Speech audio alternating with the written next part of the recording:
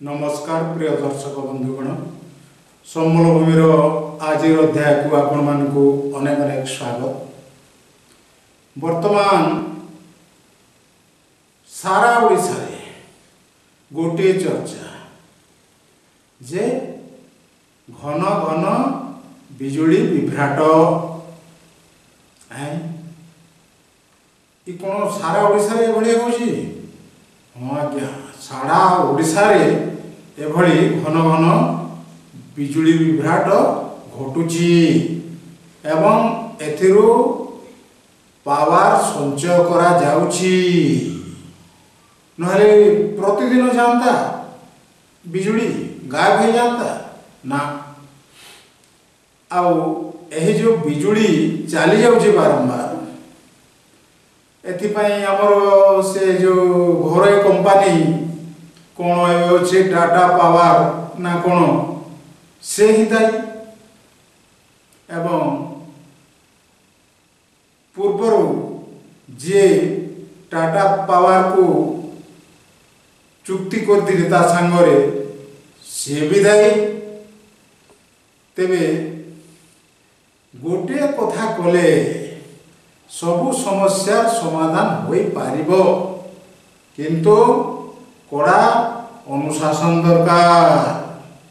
से अनुशासनटी लागू हो गले निश्चित भाव रे एही घन घन विद्युत विभ्राट रू आम राज्यवासी रक्षा पाई पारिबे।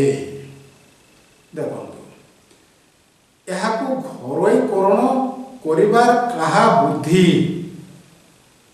एते जिनस सरकार चलाउछंती किंतु एटा गोटे एते इमरजेंसी जिनिस इलेक्ट्रिसिटी ताको भी घरोईकरण कर देलो। आगो इलेक्ट्रिसिटी बोर्ड थिला ओएसबी चली थिला सुरखुरु रे किंतु ताको घरोई संस्था हाथ रे टेकी दे ओएसको फेसको नानादी आज को आनी करी पुरैला। तो ये पुरेवा भितरे से माने किछि काम कले नाही। एई तो निकट रे जो आमर वर्तमान जो कंपनी कार्यरत अच्छी वितरण करुछि विद्युत ताकू भित्तिभूमि सजाड़ी बारे 600 कोटी रु अधिक टंका कुआड़े दे दिले कि केते टंका मु तो सठिक कहि पारु नहीं 600 केते कोटी टंका दे दिले। तो ये माने भित्तिभूमि कोन सजाड़ी रे कोठी ग्रिड रे मेंटेनेंस हैला कोठी लागिला जंत्रपाती किछि नहीं से 600 कोटी टंका गला कुआड़े।